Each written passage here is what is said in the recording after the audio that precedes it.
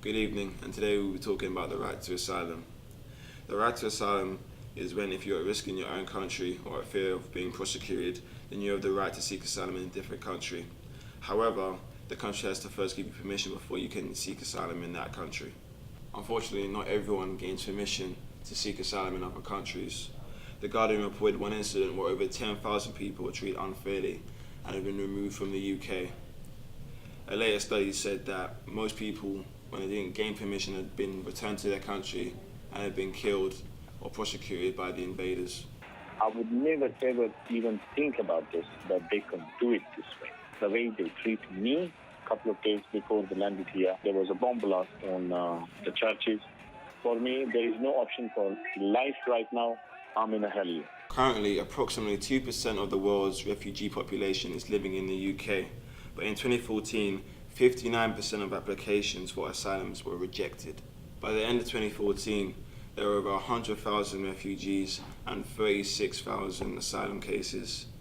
The right to asylum has gotten even harder to access in the UK, and as you can tell, a number of applications have been rejected. Over 14,000 asylum seekers have been locked up or found themselves detained in the asylum process. The Asylum and Immigration Act came into place on the 27th of January 1997.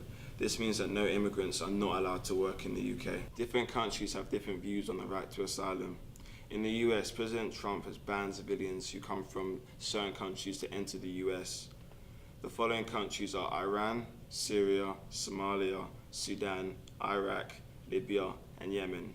Civilians that came from those countries were not allowed to enter the United States, but this ban only lasted for 90 to 120 days. I'm establishing new vetting measures to keep radical Islamic terrorists out of the United States of America.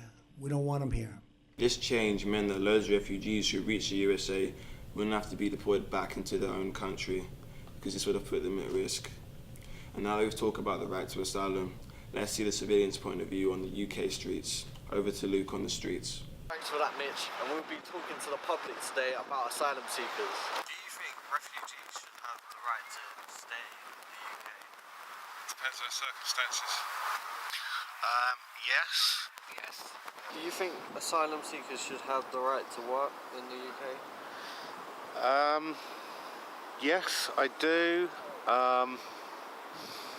That's a difficult question. I can understand the implications on the workforce in the UK, and I can understand a lot of people don't like that at the moment. But generally speaking, when you're talking about asylum seekers, that's actually a very small number of people, and therefore we can absorb that. Yes. Why would that be? Maybe. Pardon? Why would that be?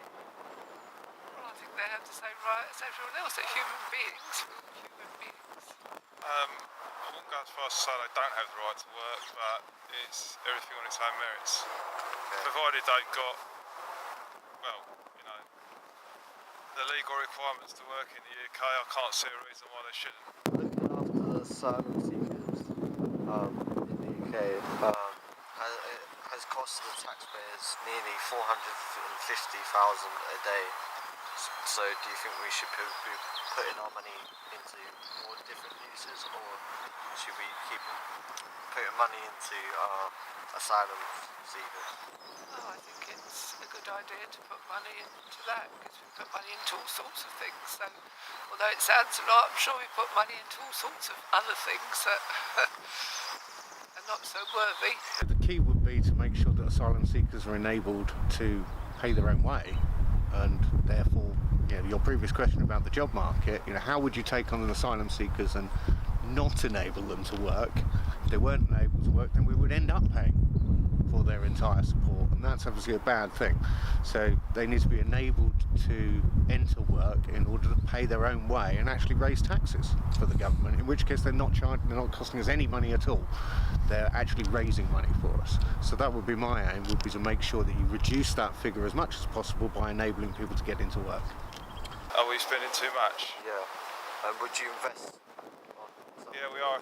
We probably are spending too much. In 2015, 14,000 asylum seekers ended up locked up or detained going through the asylum process.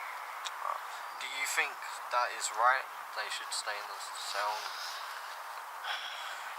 it's very difficult to justify taking away somebody's liberty.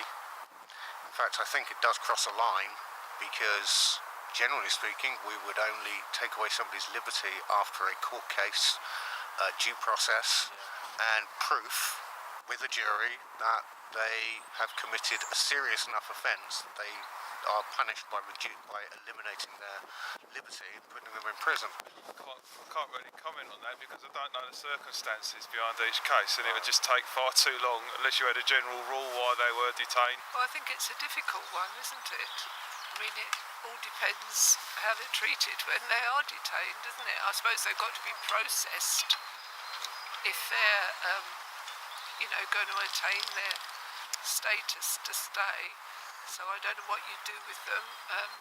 You'd have to detain them, but I think sometimes they're not held in very good conditions, are they? I don't really know, but I don't think they are.